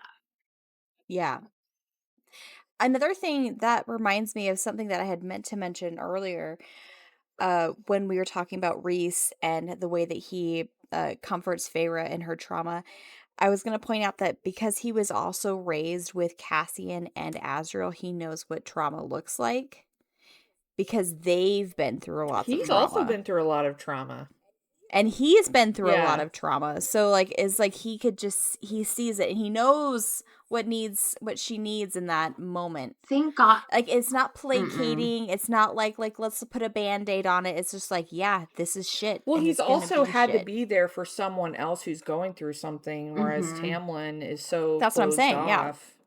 Well, and honestly, that's what I'm like, saying. I don't think Tamlin has anyone that he's actually close to. Yeah, other than like, Lucien. he's not actually close with, but I don't even think he's really close with Lucien. Like, he is in the fact that he's loyal, but I don't think he knows nothing about him.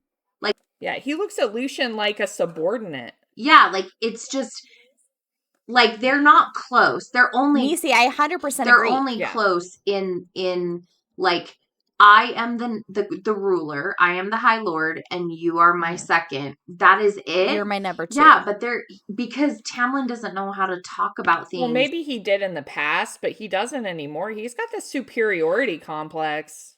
Oh, yeah. Especially seeing, like, how Feyre would stand up to Tamlin of, like, even the whole thing with the water wraiths and her giving the stuff and Tamlin just saying, like, I'm just doing this because this is what has always been done. That's all he's ever going to do. He's just going to be a robot of what he was put in place to do, not be a human. Like, that's where the difference he's of, very like... old, too, right? Mm-hmm. How old is Tamlin? 500? Yeah, well, he's like the same as Rhys because they kind of grew up together. They're kind of the same while we're age, talking about so- Tamlin, I have a thought there. I have been noticing just since reading these books and like watching all the memes, like seeing a lot of the fan art and things like that, that Tamlin is kind of depicted as this very feminine looking like Legolas type.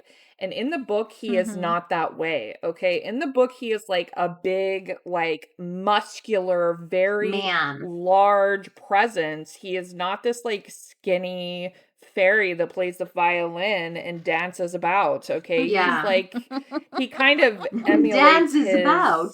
He doesn't dance about and play the fiddle. He's like a really masculine person. This is me playing the fiddle. He's got big dick energy. So you know, fun to make fun of him now. Like, oh, you and your fiddle. You're like, don't I look attractive? No, but he's depicted in the novel, even in the first book, as like this very muscular, tall, big, like Jason Momoa type, like Thor kind of like, yeah. Like he is not this like skinny little fairy that wears green and plays the fiddle and dances around the fire. That's not what he does. He's a beast. You guys, He's a beast. He's a beast. I feel like that's not a fair depiction of Tamlin, though, because it's not cohesive to the book, but a lot of the fan art is that way. You're right. I have seen fan art where he's blonde and whatever, but he has like all the rippling muscles and he's like, and I was like, okay, that's a little better. Like, that's a good. But a majority of it, I would say that's how he's usually depicted. Like, and I don't understand why.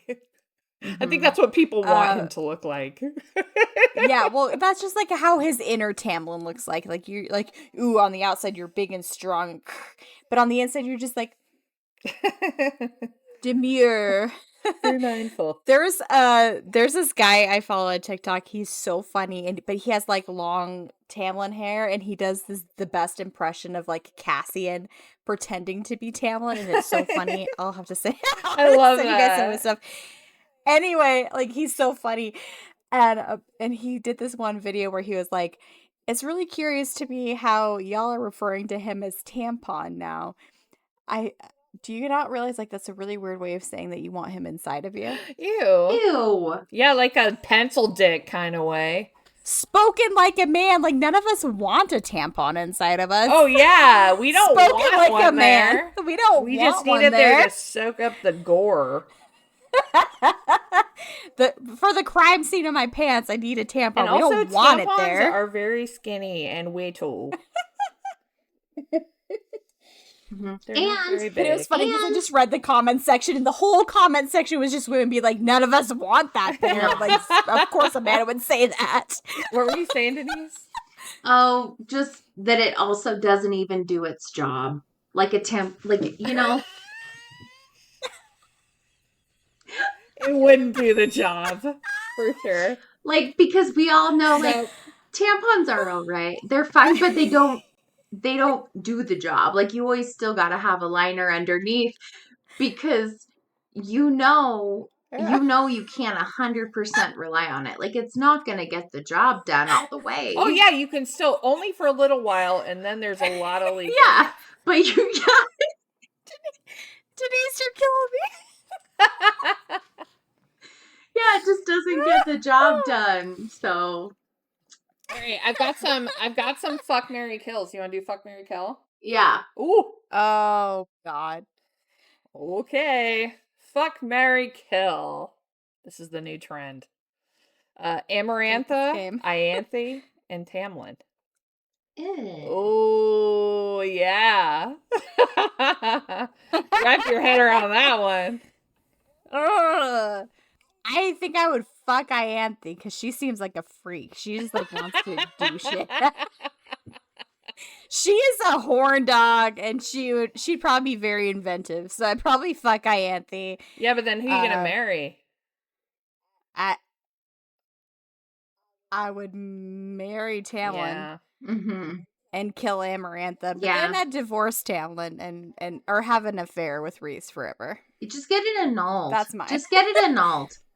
That's my answer too. Yeah, I it's like mine that. too. I would double you gotta down kill on that. Amarantha. Hands down, Yeah. she's the worst out of the three. Yeah. She's gotta go. I mean, she's unstable. And I got one more. Do you want I it? got one more. Okay. Amren, Morgan, and Nesta. Fuck, marry, kill. Yeah, fuck, marry, kill. Amren, Morgan, and Nesta? Yeah. Not knowing what... I'd fuck Nesta for sure. Yeah. Nesta in her romance novels, like, I feel like would see eye to But eye. hey, I fuck Morgan because she knows what she's doing. Yeah, I was gonna say. Oh, I was yeah. gonna say. I was Yeah, just yeah. gonna say. Actually, probably Morgan. I would kill Amren because she's my least favorite, and I'd marry Nesta. Yeah. I don't have like a huge emotional attachment to Amren. Yeah. I guess we're aligned. I could not be married to Nesta though. I could be married to Morgan, but I could not be married to Nesta. She's a lot. I know. She's mean. She's mean, and I need words of affirmation. Nesta cannot give that to me. She's sexy. She's sexy. And she's... But she can't give me words of affirmation, and I need that. And That's also, got a none great of us sense of want humor. to, because here's the thing. If you're married, that also, by proxy, means you're fucking, right? And I don't want... Not always. Not but always. for the most part, it does. Yes, always. Unless there's something going on that's wrong. That's all I got for fuck, marry, kill. Unless you want to do Rhysand, Cassian, and Azriel. No, that's It's just too hard. That's just No. too Much trauma. Yeah. We'll wait. No, we'll you wait can't till the get it. next one for that. We're not trying to traumatize ourselves today. We'll wait till Wings and Ruin for that. Do we want to do 1 stars? Yeah. Oh, I've got a couple of quotes if you want to hear them. Oh, yeah, I do. Here are my quotes. This is from Rhysand. He locked you up because he knew, the bastard knew what a treasure you are, that you are worth more than the land or gold or jewels. He knew all and wanted to keep you all to himself. So yes, I was jealous of him, because it will always be easy for him, and he will never know what it is to look up at the night in the sky and wish. So good. I love that. I love that. And then This is why Rhys is he's the best. so romantic. And then, of course, the tried and true classic, the most memeable shirtable line in the whole series. To the stars who listen and the dreams that are answered. Yeah. Mm-hmm. All right, let's do 1 stars. Yeah, let's do 1 stars. I'm out of notes too. I feel like I covered all my things too. Reviews. Finding 1 stars was super difficult because either people super loved this book, and when they rated it 1 star, they wrote a fucking novel as a as a review. Oh, I know. It's I actually hate super it when hard. people do that. Like, no one's gonna read that guy. Like, nobody's reading that. So it was actually a little bit challenging. But I found a few. Did you get stats? One is kind of... Did you get stats? Because I have stats on it. Like, do you want to hear them? Yeah, give me stats. Okay. Give me stats all day. All right. Court of Mist and Fury has had, on Goodreads, 2,311,481 ratings as of today. It is mostly rated 5 stars. And the least amount of people have rated it 1 star. That is the stats on that. I'm not really sure. It looks like, but that's still 13,587 people that have given this book that 1 star. I feel sad for those people. I don't need to be and 5 stars. 1,712,775 people have given this book 5 stars. That's more like it. So, I will say before we get into that, I will just say that I don't think I've ever read a book in my whole life, and I've read a bajillion books, but there's 0 books that had the emotional resonance that A Court of Mist and Fury had for me, to the point where I would just reread this one book. And also because it's part of a series, I hate rereading one of the series and not all of them. But I could reread this one all day, every day for the rest of my life and never get sick of it. This is my desert island book that I'm taking. And you guys know, well, Deynece or Lita knows, I'm very stingy with my 5-star. Yes, we do know this. 5 stars all day. Yes, yeah, 5 stars. 5 stars. 5 stars. Okay, so here's 10 out of 5 stars for me. 10 out of 10. 10 out of 5. It's a 20 out of 10. It's my favorite book. Yeah, it's so good. 1 star reviews. This is actually. You need a sound button for 1 star reviews. 1 star reviews. Okay, 1 stars. Sumi says, "What did I just read? Cassian, Azriel, Moore, Amryn, and Lucian are my favorite. Tamlin screwed up big, but he still has a special place in my heart. He will give a reason in the next book. I know it. Can't be." She's got a heart on for Tamlin. She's like, I refuse. She's a woman scorned. I refuse to accept this. Yeah. You can't be that good and then for no reason turn into a total ass face. That's impossible. Rhys got better, I admit it. I started to see why Feyre likes him. He's courageous, I'll give him that. Feyre became the kick-ass girl I wanted her to be. I'm really excited to know what's gonna happen to Nesta and Elaine, especially Elaine. But she gave it a 1 star? This feels like a review that was... Since she's the maid of Lucian now. Yes, exactly. And I repeat, if I had to marry a High Lord, I would marry Tarquin, Lord of Summer. I hope he'll get his revenge from the Night Court. But 1 star. She was like, fuck the Night Court. It feels like it should be at least a 3 star. She's going to read the next one. Why'd she give it 1 star? She's invested, obviously.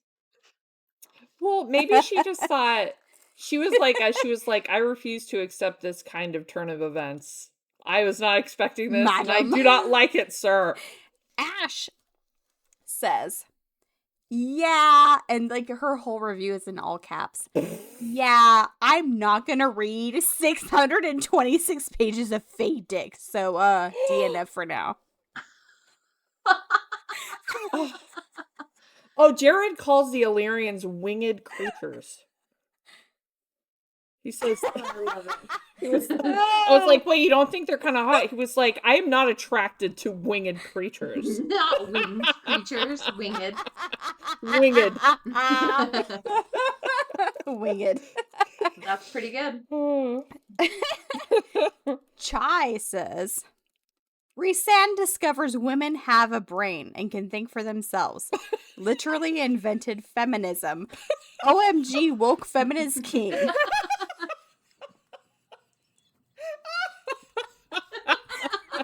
I like that one. That was my favorite. What, so a far. 1 star? Like a 1 star. Rhysand invents feminism. It introduces it to women. And that's why I hate this book. Women shouldn't have feelings or a brain. That's and good. says, 1 star for making me read the weirdest forking smut. I mean, fairy smut is like, okay, where's the line?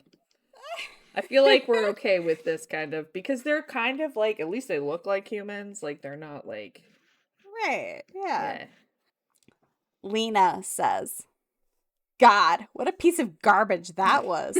A waste of money and time, too.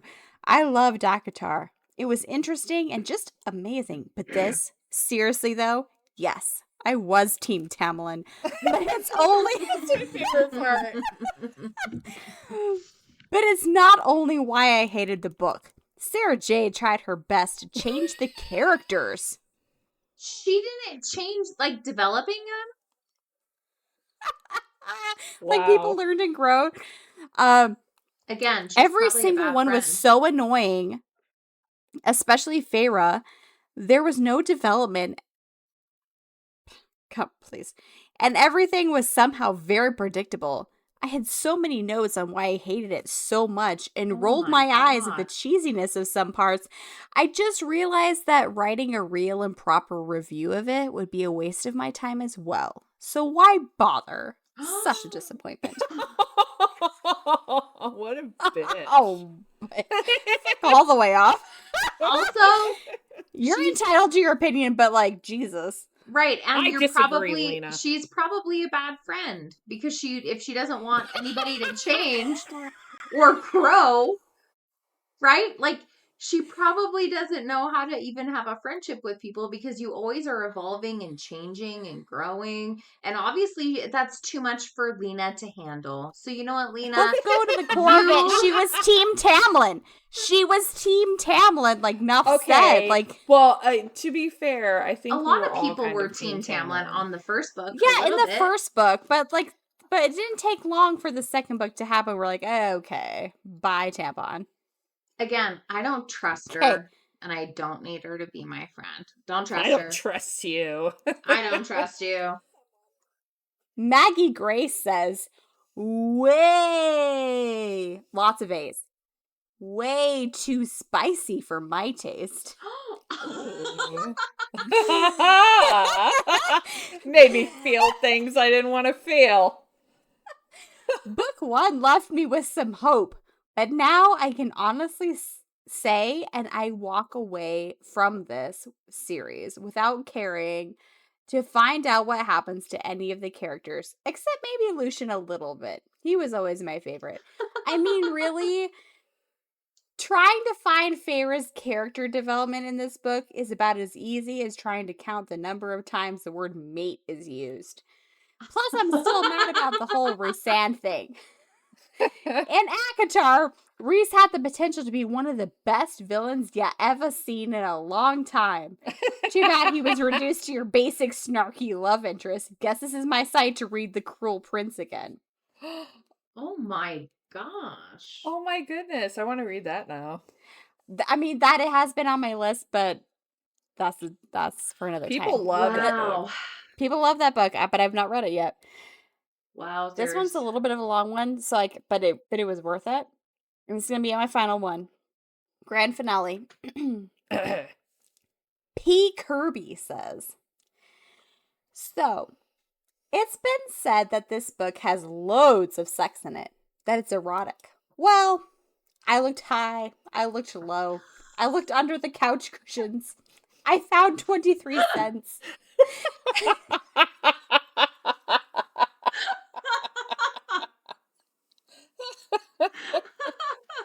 Oh my goodness.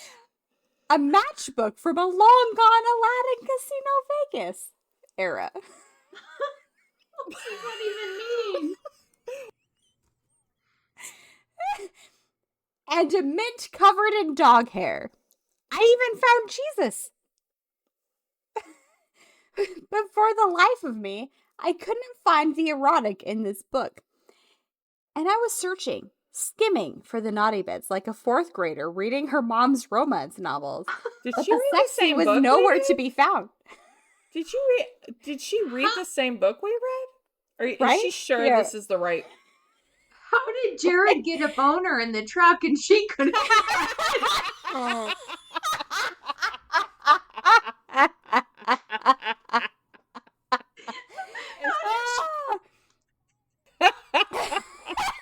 That's what he said.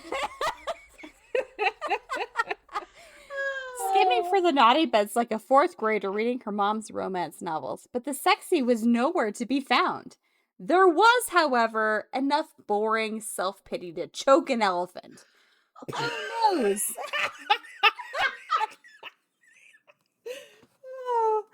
Oh my goodness. Choke an elephant. Oh, nose! Says the book's fan. You don't understand. Feyre isn't boring. Feyre is broken and suffering from PTSD. Uh-huh. And it's totally possible to be broken, suffering from PTSD, and be boring as fuck.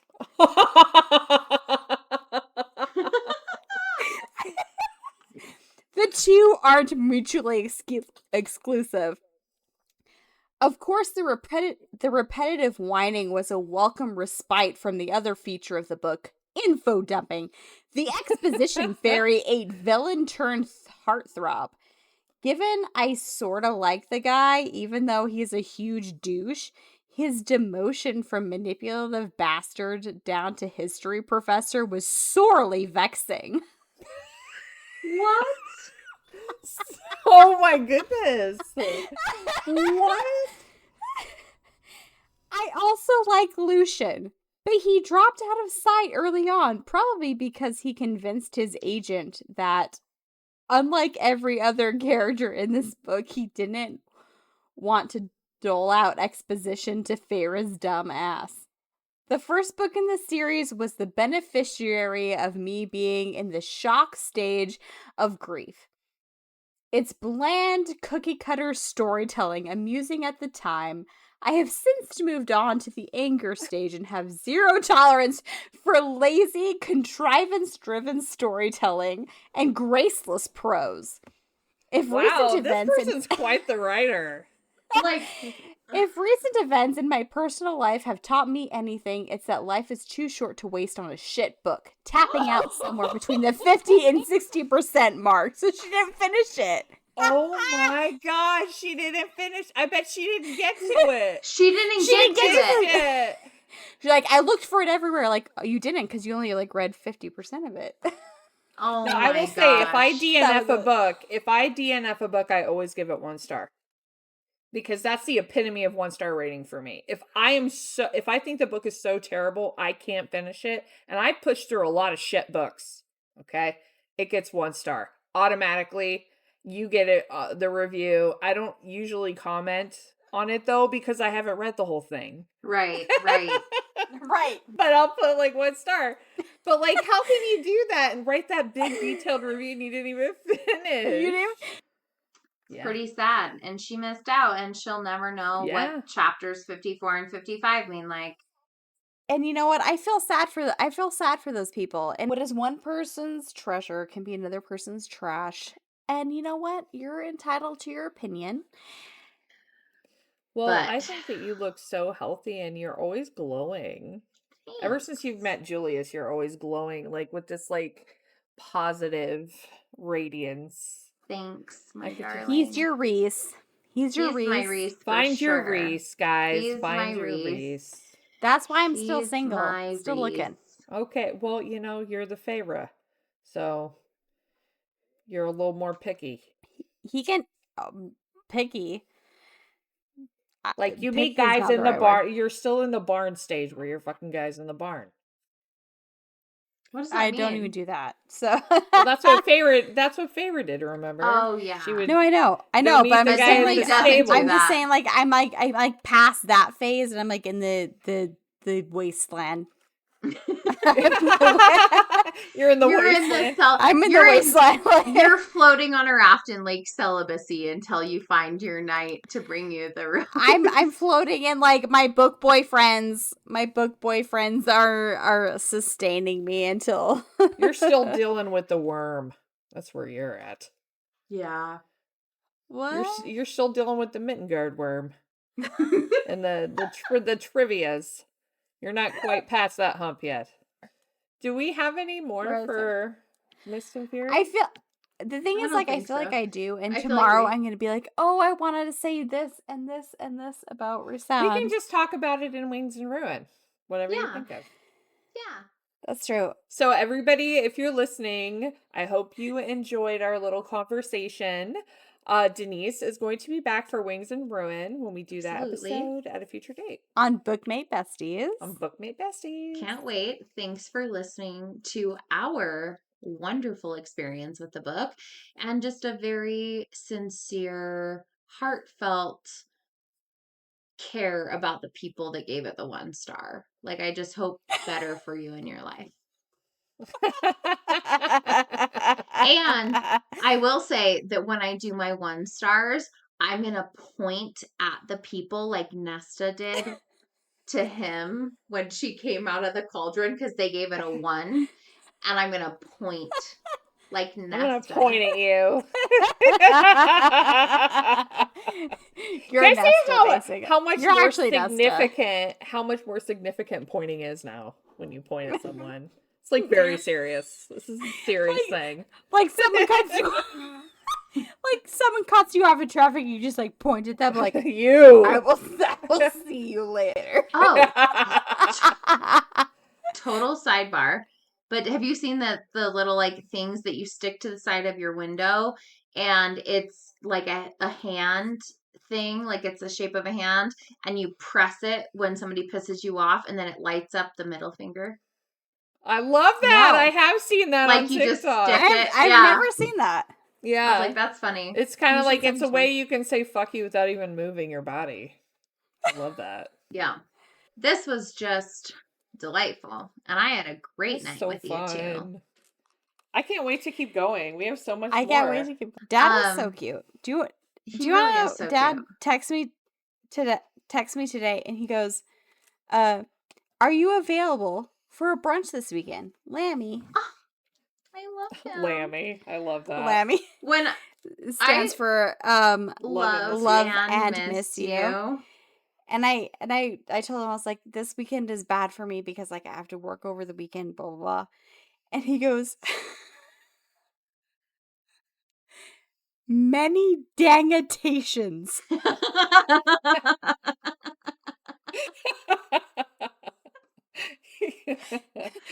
I love the dad jokes. That's I cute. love him. So before my dad had like succumbed to the smartphone, he like had the T9 texting, and he'd be like, oh, he was like, every time I type a letter, then there's just a different letter that I didn't want. So then I just push it. He goes, I didn't know how to delete it. So I just like pushed it over and then pushed it away. So like he'll like send me like, I love you very much, and then like at the end they'll be like a bunch of a bunch of random letters at the end. He's like, I just like didn't know how to delete them, so I just pushed them. What? That's too funny. so cute. Or like, you know what Livy did to me one time? And I didn't even know this is this is like how technologically unadvanced I am. She did this thing on my phone where like when you type one word, another word autocorrects whatever the word is. Have you heard of that? Like you can program your phone to do that. And she like went in my phone and made everybody's name so that when I would type it, it would go into caps. Like the whole name would be in caps. And I'd be like trying to type and I couldn't figure out. I was like, what the fuck? And like I'd go back and I dealt with this for like a year. A year before one day I was finally like, I don't fucking understand. Like every time I try to type a name, it like capitalizes, and she did it to like everybody that I know. And I would have to painstakingly. No, and Livy was like, "Oh yeah, I did that like last year. Do you want me to fix it for you real quick?" You're like, yeah, bitch. I was it was the most severe prank. I was like, what is wrong with Apple? Like, this is a bug. They need to fix this shit. Like, and then I think to myself, how does it know I'm typing a name? And then it's not like another word. Like, I thought it was the robot doing that. And then I would just turn off the autocorrect so that like it didn't do it. But then I was misspelling all this shit because I was so used to having the autocorrect, and I was like, fuck, I gotta turn it back on. I gotta turn the robot back on. Fuck robots.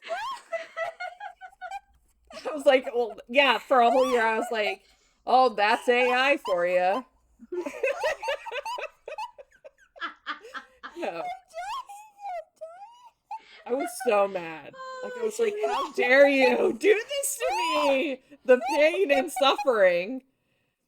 I should take you to court. Oh my god. Oh my god. Oh, my cheeks hurt because I'm laughing so hard. Sorry. That was I'm great. not always the brightest. All right, guys, that's the end of our episode. If you have any questions, comments, critiques, whatever you'd like to say, you can reach us on our website at www.bookmatespodcast.com. Also, you can find us on all our fun stuff like Instagram, TikTok, YouTube. We have visual episodes on our YouTube channel. Yes, we have a YouTube if you like visual stimulation. It's a different experience. You can also email us at bookmatespcast@gmail.com if you have a hot take and you wanna shout out. You guys are the worst.